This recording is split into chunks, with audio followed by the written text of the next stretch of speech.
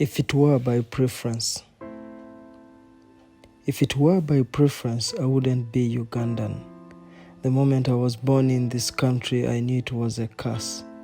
Guerrilla war in Luwero, heart-biting poverty and deprivation, political intrigue in the central, rebel attacks in the north and midwestern, and corruption blamed on everyone else except the one in the mirror. Every time I try to stand, a selfishly satisfied brother prefers me crouching.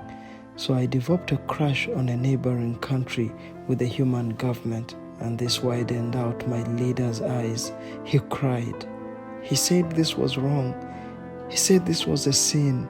Reaching for his gun, he begged forgiveness. He blamed it on the pigs and false prophets.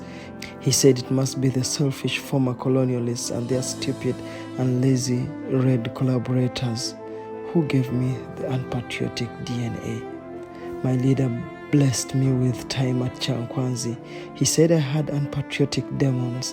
He said I needed to be exorcised. He said I needed yellow baptism. He said I needed holy yellow spirit. He said yellow martyrs didn't die in Luwero for unpatriotic people like me.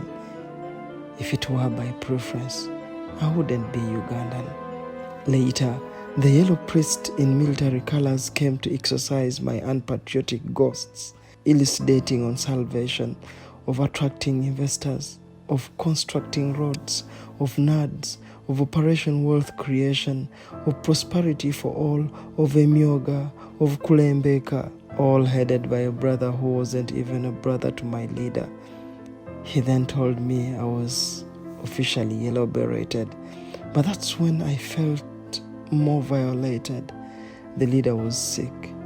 He was as mad as it always happens with people like him. After being violent, they come to show you who is violent.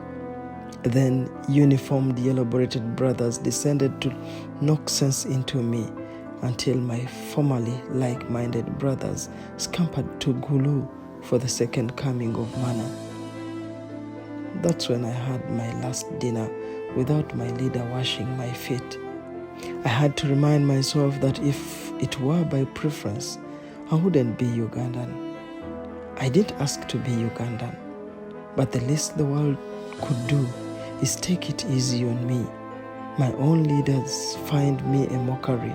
I often pray against my ego as my soul keeps reminding me that I will never be man enough to stand.